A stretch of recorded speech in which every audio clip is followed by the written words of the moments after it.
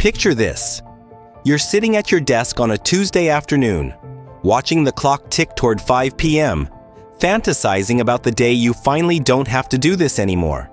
And then your coworker, someone your same age, mentions casually that they're retiring next year, at 47. And you think, wait, how is that even possible? Because here's the thing. Early retirees aren't lottery winners. They're not tech founders who got lucky with stock options. The ones I'm talking about are regular people, teachers, nurses, mid-level managers, who did something most people never do. They built a completely different set of money habits. Not smarter habits, not harder habits, just different ones. And once you see exactly what those habits are, you'll realize they're not as out of reach as you think.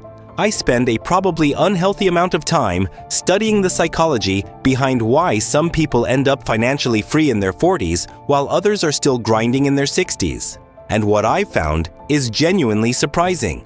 So if you've ever wondered whether early retirement is something that could actually apply to your life, make sure to stick around. Because some of what I'm about to share is going to challenge everything you think you know about how retirement works. Let's start with the habit that almost every early retiree shares, and it's probably not what you're expecting. They don't obsess over income.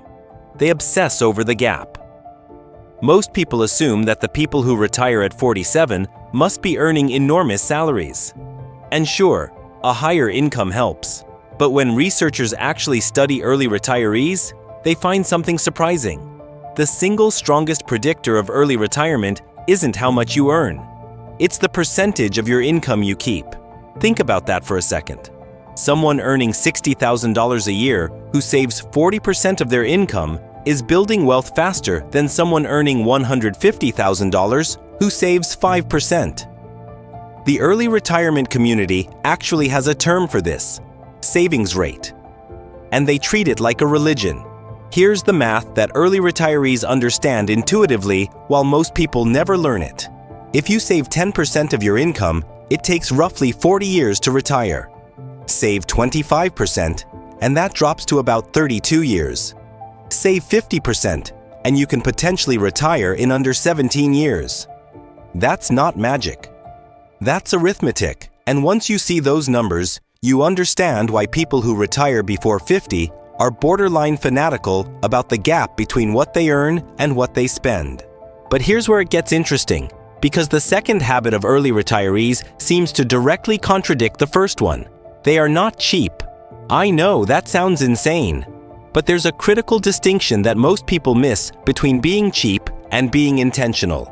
Early retirees are ruthlessly intentional about their spending, but they're not miserable about it. What they've figured out is something psychologists call value-based spending. Instead of cutting everything equally, no coffee, no vacations, no fun ever, they identify the specific things that genuinely make their life better and spend freely on those. Then they cut everything else with zero guilt. I've spoken to people who retired at 49 who drive a 12-year-old Honda but take one international trip every year because travel is what actually makes them happy. They're not depriving themselves. They're just surgically precise about where their money goes. The average person does the opposite. They spend unconsciously on dozens of things that don't actually move the needle on their happiness, and then feel like they can't afford the things that do. The third habit is one that almost nobody talks about, but it might be the most important one. Early retirees think about money in units of time, not dollars. When a normal person sees a $40,000 car, they think about the monthly payment. When an early retiree sees that same car, they think, that's 2 years of my life, because they know exactly what their annual expenses are. They know exactly how much money they need their investments to generate, and they can instantly calculate what any purchase costs them in years of freedom. This reframing changes everything. That $200 cable package isn't $200 per month. It's 2.5 weeks of retirement pushed further away every single year. When you see spending through that lens, a lot of purchases stop making sense very quickly. And this isn't about deprivation. It's about clarity. Most people never build this mental model because they've never sat down and actually calculated what their retirement number is. Early retirees do this calculation obsessively. They know their number. They track their progress toward it monthly, and every financial decision they make gets filtered through one question. Does this move me closer to that number or further away? Now let's talk about something fascinating that happens to early retirees during their working years that most people completely overlook. They get genuinely good at earning more. There's a misconception that early retirement is only possible if you live like a monk. But the people who actually pull it off at 45 or 48 usually didn't just cut their way to freedom. They also aggressively grew their income through promotions they actively pursued, skills they deliberately developed, and side income they built with the same seriousness that most people reserve for their primary job. Here's the key insight though. They didn't lifestyle inflate when their income went up. This is probably the single biggest financial mistake the average person makes. You get a raise, your apartment gets nicer. You get promoted, the car gets newer.